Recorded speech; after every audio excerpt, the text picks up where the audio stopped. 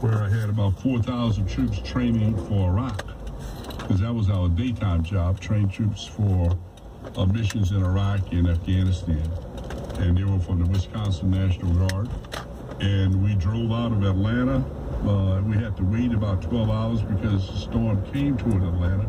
And we drove to Mississippi. I couldn't go there by airplane because there was no air traffic control working in that area, and the airfields were closed between Gulfport, Mississippi, Biloxi, Mississippi, and New Orleans. So we had to drive and got into Hattiesburg. I took an assessment, looked at the situation in Biloxi, inside of Mississippi, and called my boss, Admiral Keeney in Northern Command, and said, Biloxi is destroyed. And he said, General, what are you telling me? Biloxi just says it's destroyed. Look up, our military is destroyed. Infrastructure is down. We got whole subdivisions. The only thing you see is the foundation. We got a casino that was picked up and laid over the coastal highway. It's destroyed. And he said, what are you doing in Mississippi? We hadn't given you orders. I said, well, Admiral, you don't need to tell me how to do my job. I said, the first rule of warfare is you got to get there. And they called me back 2 hours later and said, hit to New Orleans. Because they reported up the chain of command that I had made it to Mississippi. And the general that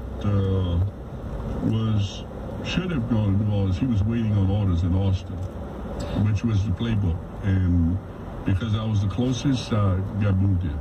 Well, what was it like for you to see New Orleans with your own eyes? It was a devastation. As we flew into the city, I flew in on a Navy helicopter off the USS Baton, a Navy helicopter, a Navy ship that was transiting from Beaumont and got what we call operational control of that ship in the helicopters. And they picked me up in Biloxi, and flying into New Orleans was the most devastating thing I've seen, because 80% of the city was underwater. Most houses beyond their rooftop were covered in water. And then to fly around the Superdome and see some 15, 20,000 people standing outside, it's like, wow. This looks like a third world country. What happened to us? How could this happen? At that point, you have to decide not only what you have the capacity to do with the resources you've been given, but where to start and what not to do. Yeah. And you got to be cognizant of the fact that there's an elected mayor on the ground, and he's actually in charge. And there's an elected governor at the state capitol 72 miles away, and you're there to support them. So the first thing you got to figure out is what is their priority, and not necessarily give them what they ask for, but give them what they need. Forgive me for interrupting you. Was it a compliment when Ray Nagin called you a John Wayne dude? In a way. And it certainly gave recognition to our work.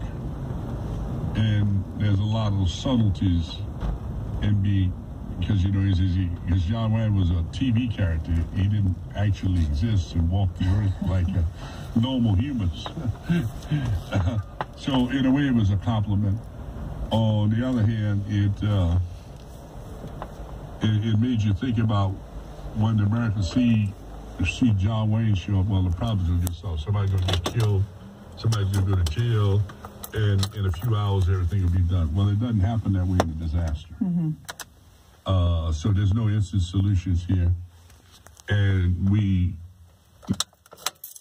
That was a good job. I'm home here in Dallas.